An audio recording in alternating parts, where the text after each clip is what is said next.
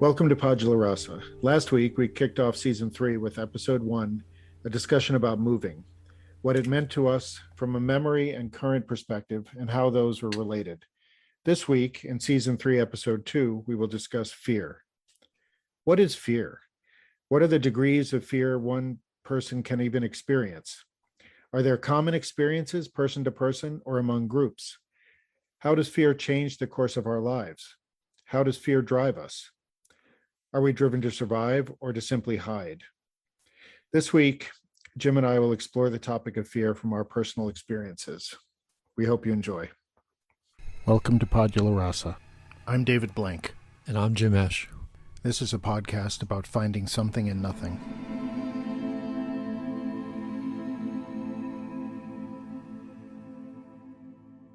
You had mentioned when we were chatting earlier that you had a personal experience related to fear that you wanted to share. Yes, absolutely. Thanks. This came up about a week ago or a week and a half ago. We had our opening faculty meeting at the school where I worked, and I zoomed in remotely, but it was the first faculty meeting where there actually were people in the room on campus. So I think there was about 50 faculty in the room, and then the rest of us Zooming. And they often begin the meetings lately. These are arts and sciences division meetings. They often begin the meetings with a mindfulness exercise, which I like a lot. One of our English faculty members is a Zen Buddhist, and she leads these things. So and I can't remember the exact exercise, but it was really short and sweet. It was only a couple minutes. And she said something like, the mindfulness exercise was about detaching from your emotions. So she wanted us all to close our eyes and just think of what we're feeling at that moment.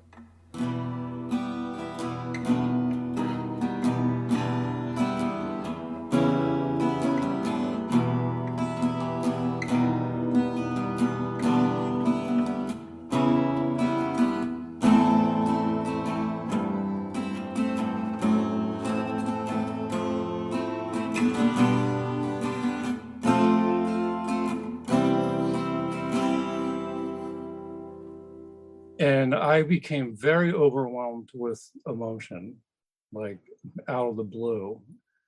And if you had asked me before the exercise, what feeling I might have felt, I probably would have said anxiety, because I've been feeling a lot of anxiety over the summer for various reasons.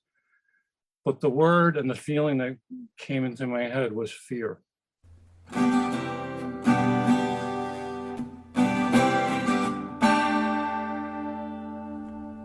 I was overcome with this feeling of fear. It was like welling up from down here up. And then she asked us to sort of locate that feeling in our body. Like where is it centered? And where it was centered for me was kind of from sternum up into my throat. It was almost like someone strangling me, or like, you know how when you're sort of choking. I just had this like big emotional release. It was a good thing I wasn't in the real room. I would have been like breaking down or something. Did you turn off your camera? Oh yeah, I was off. Yeah, the camera was off. And this was completely out of the blue. Yeah. And I thought, and then sort of she talked about, learning to let go of that and realize that feeling is not going to last forever. Like it's going to pass, whatever it is you're feeling. Right. So then afterwards, I was reflecting, like I had a chance to reflect and think, well, why was it fear that I'm feeling? And I think it's kind of obvious, is like I'm going back to work, and part of the time I'm going to be on campus and around a lot more people and exposed to a lot more potential COVID virus. And I think one thing I'm afraid of in the moment is I'm afraid of getting COVID. I just admitting that. Okay. So, because when you first mentioned this, I was thinking you're at the beginning of a 3-year stint right now. That's So right. that would be the time when you would feel the most comfortable, or at least I would. You know, if I'd be like, all right, Yeah, I'm sailing for 3 years. That's cool. yeah, Dave. That's most people roll that way, but that's not how I roll. Like I I mean, find but with things to COVID, be. it's different, because that COVID doesn't take a break, No. and it doesn't get a contract. Which fact they're and trying to cancel its contract. and then I think what this there's lots of things we could talk about with fear, and I want to see what things that you're afraid of, and there's different degrees of fear, right? But the thing I kept thinking about was, why am I afraid of COVID? Well, it has something to do. I'm vaccinated, right? So I've got a level of protection. I should feel pretty good about that. I know Right. nothing's 100% like risk free. I think it has something to do with control. Hmm. So during this whole pandemic, I've been in control. Like I've been in like quasi self quarantine here in my little bubble with my wife, where we limit our exposure to other people. And, there's not a whole lot of risk factors. Now I feel like I'm being kind of like dragged into the world where I'm not in control anymore. Right. Right. Like I can't control the students who come in that room. I don't know where they've been, who they've been exposed to, other people around. Yeah. So it sort of dawned on me, and it's like you're afraid because you're not in control now, but then you never were in control. Like that was the next thought. Right. Wait, that's an illusion.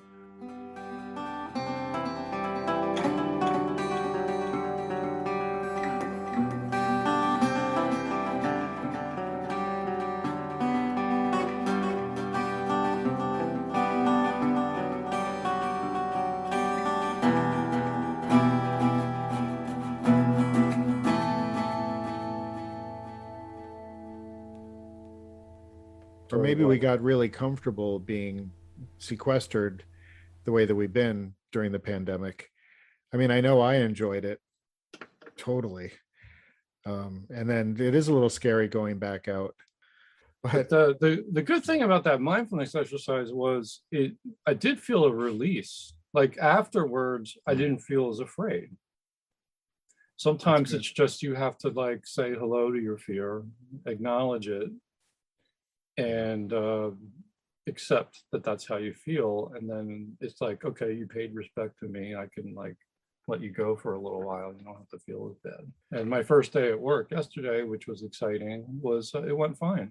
Like um, I was calm. I wasn't panicked. I wouldn't even say I was nervous. I took all the precautions, masked in the classroom and everything. When you're in the moment, like it was really interesting to get back into the classroom after a year and a half and be around people. You just get right back into the flow, and it was kind of nice to be having these exchanges with the students, and it felt almost normal, which was nice. Did you feel like you had overcome that fear that you were feeling initially, or was it just like you? I think I'm still afraid of getting COVID, but Yeah.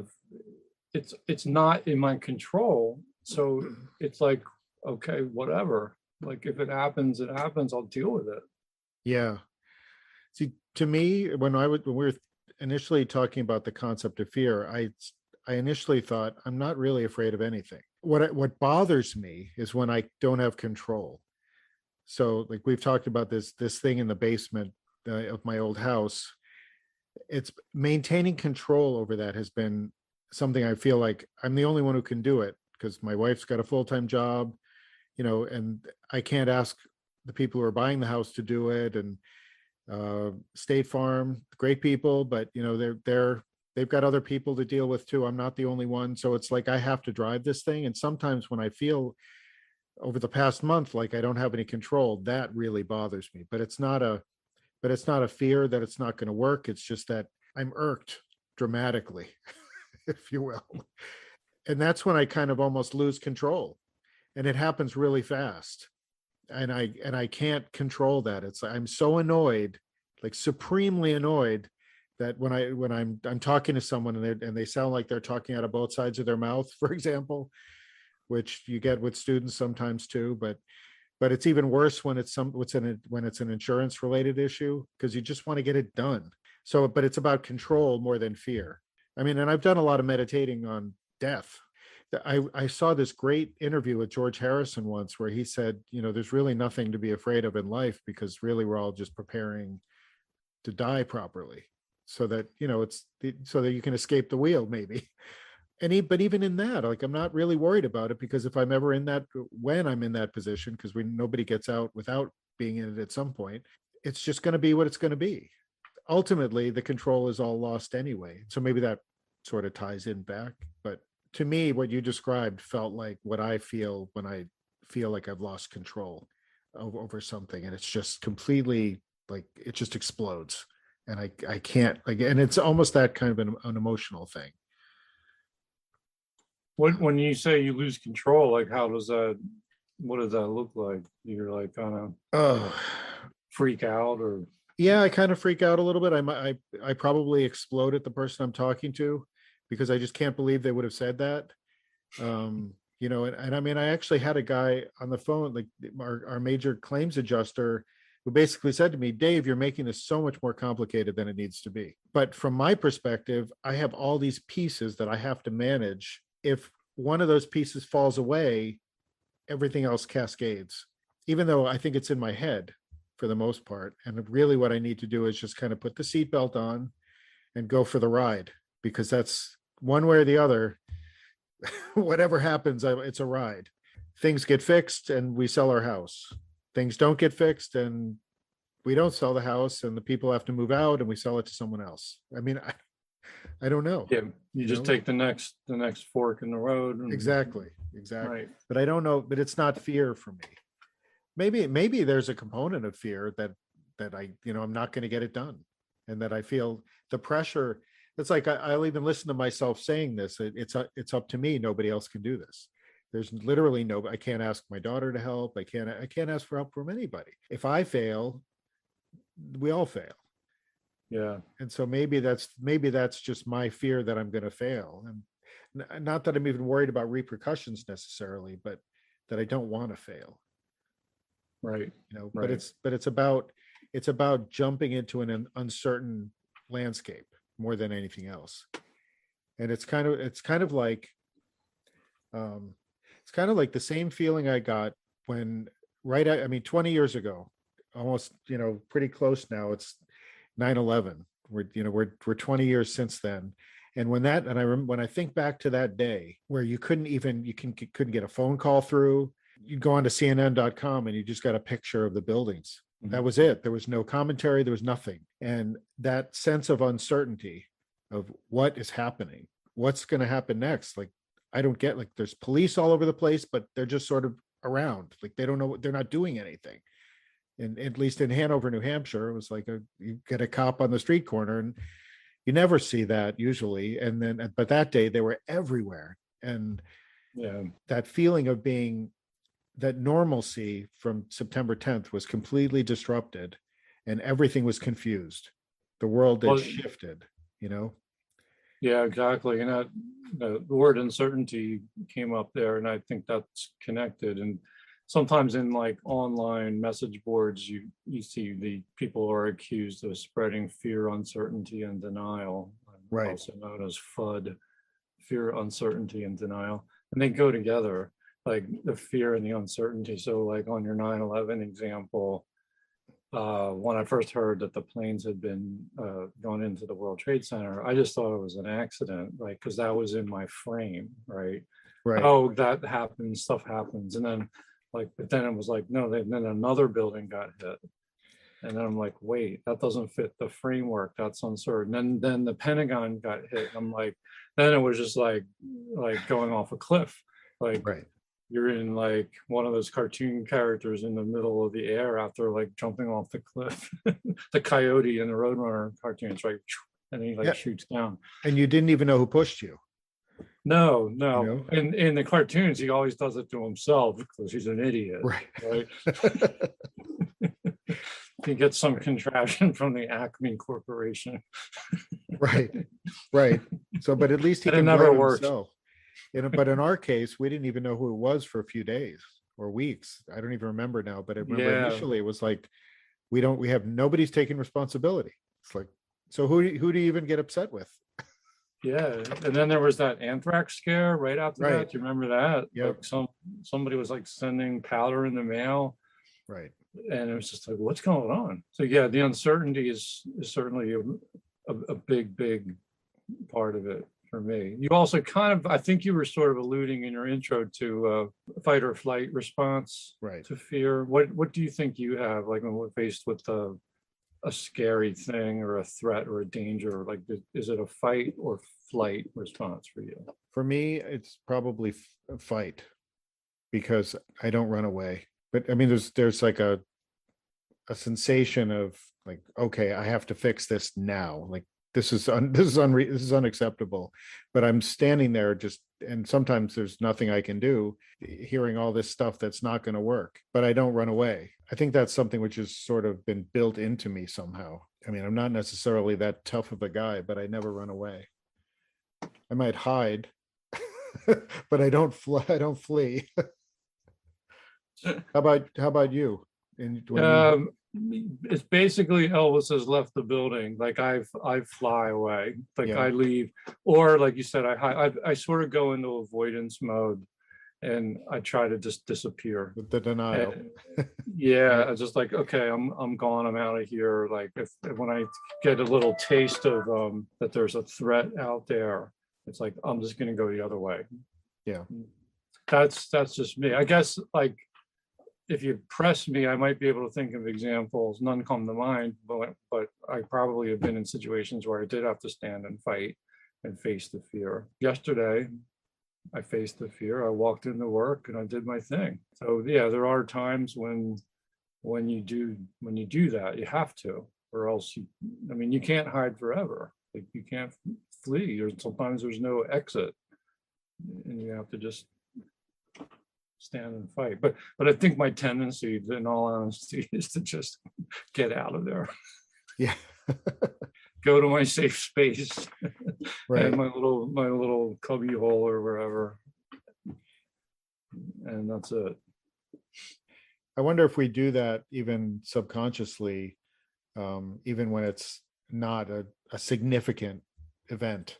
If it's just a small annoyance on the scale of things that you could be afraid of. So it's not really fear, but it's like just not this kind of thing. Like, do we just kind of fade into the other room and hide for a little bit until it dissipates? I mean, part of me admires like watching thrill seekers and people who kind of like, oh, I'm going to bungee jump, or I'm going to like rock climb, or I watch videos and things. There's a great film that won an Oscar. I forget the name of it. It was a documentary about this guy, Alex Honnold, who's this amazing rock climber. He does free solo climbing, no ropes. And he was, I think, the first person to free solo El Capitan in Yosemite. Yeah. He climbed the whole thing without ropes, and he did it in about an hour and a half. Like it didn't take him that long. And the documentary was about him prepping for that. And then they have this amazing photography of like watching him do it. I think And I it's saw just, that actually. yeah. Talk And it's about no fear. I love watching other people take on their fears. Like I could watch that Yeah. all day, and it's very entertaining. But like, I'm not going to be climbing El Capitan. No. I'm not going to be climbing the stairs that way. You know what I mean? It's just kind of like. But there's a valuable lesson there, because this guy overcame the fear and directed it towards his goal. And it Yeah. was like the fear element was just put away.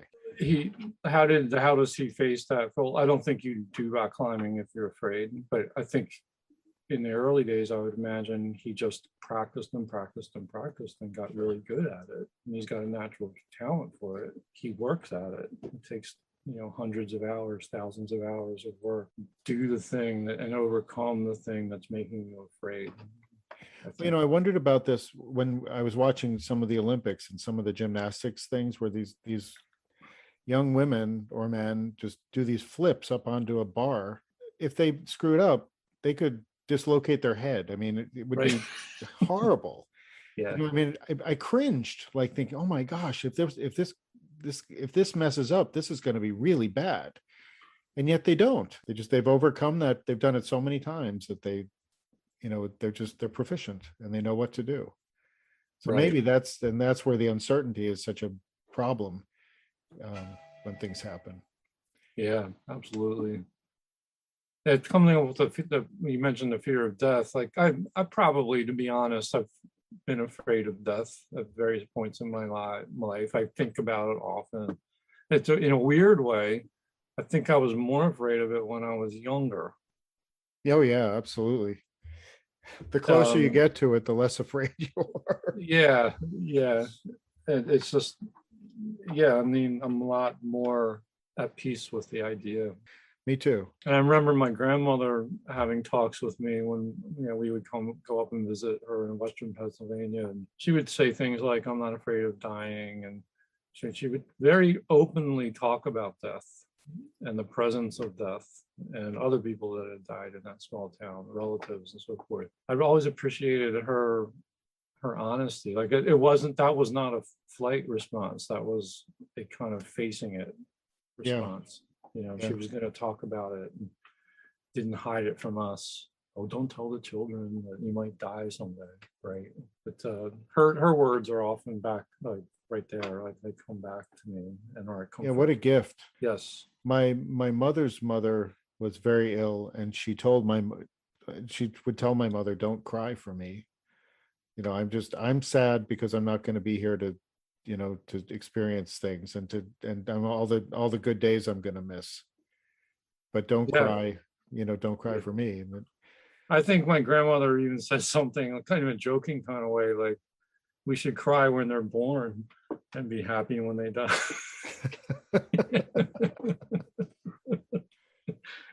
Because wow. you're born into a world of suffering, right? Yeah. And death is a release from that. Yeah, that's true. One way or the other, wherever we go to, it's definitely a release from this. Yeah, we'll see what happens. Right. Right.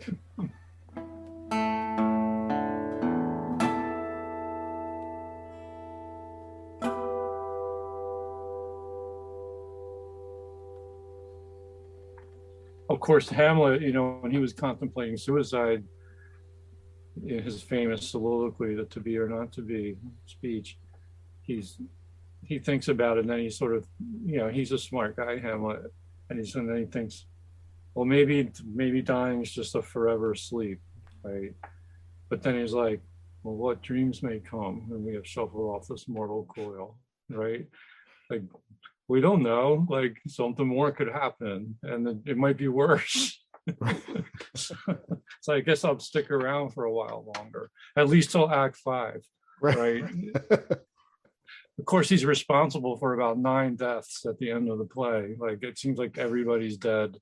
He gets poisoned with the rapier was poisoned, but then like everyone dies. Like his mother, his best friend, his girlfriend's already dead. She drowned herself. It's I don't know how to go off on Hamlet. Just thinking about like we really don't know what the afterlife is, and it's kind of pointless to. It's fun to imagine it, but we don't. There's no certainty to any of that. There's your uncertainty again, but you don't have to be afraid of that. Right. You don't have to be afraid of what you don't know. Right. But it's hard. It's definitely hard. We think too much as humans. Yeah. I mean, I was also thinking about our last episode about moving, and I was kind of Yes. reflecting on how I kind of expressed that I like transitioned really easily, but yet having heard myself talk about that, I started realizing that I've felt this like a separation and a loss that I wasn't really experiencing before. Not that I would go back, but more to do with people. Like, my family lived in the area. My mom I could go see her. She was like an hour and 20 minutes away. I can't do that now. And so we're going to visit frequently, but it's harder. Yes. And Well, it's a process. There's no Yeah. moving isn't just like there's this moment where you move and it's over. It's kind of unfolds and evolves over Right. time. There's different stages of it. Like you've been living in the moment, like really like laser focused on what has to happen each day, and kind of and finding a way to kind of be, like as you said, present in the moment with that, and that's a good thing. But then like there's going to be also times where you reflect, like when Right. things kind of settle down, and that other stuff comes in that you have to process. Exactly, because you think that you've got it all under control, and then you notice something else and it's different. The whole situation just changes. I guess if I'm afraid of anything, it's that'll keep happening and go in ways that I didn't expect, or that I didn't, going back to the fear idea or Right. motif. Right. But And with like people talk about with fear, like phobias and things like that. I don't know if I have any strong phobias. Do you? I have a little bit of agoraphobia, which is fear of the crowd or the marketplace. Like I have that, I would say mildly. Like I'm not big on crowds. I'm Crowds horrible can with do heights. I Right? Okay. can't climb up a ladder more than one story without getting really wobbly. And I used to, Mm, which is something that's just developed over time. I used to like clean the gutters in my parents' house on the roof, like, leaning down, hanging over. It's a physical thing. It's not really even mental. My whole body just starts shaking. yeah, I get vertigo Yep. if I'm like leaning over from a high place. Yep. Yep. And when we had the roofer here, and he was like estimating the job, he was up on the third floor roof, Yeah. literally hopping around, like around the corner, landing on a space that was about 2 feet wide. And I was just like, like I was like more terrified than he was. He was fine. I was Or looking at him out the window. you ever watch a chimney sweep on the third floor of like on top of the chimney sweep? Yeah. How do they do that? I don't standing on the chimney. If you couldn't get any higher, That's right. if they fall, they're dead. Like there's no, Right. that's bad. I guess it's a But job I could never do.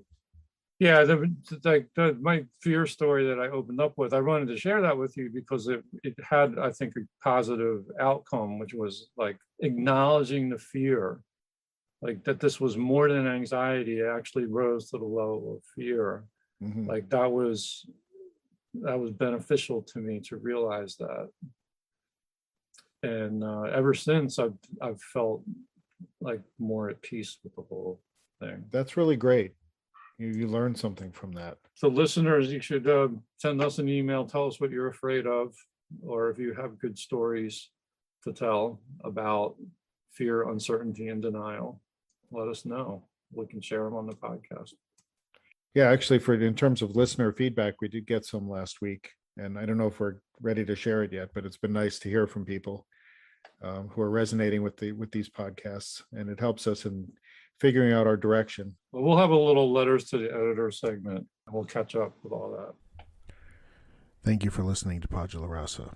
The musical, slightly out of tune twangings were recorded and processed by me, Dave, and our attempts to invoke bits and pieces of the song Into the Great Wide Open by Tom Petty and the Heartbreakers. If you are inclined to send us feedback, please send an email to padularasa@gmail.com. Thanks again for listening.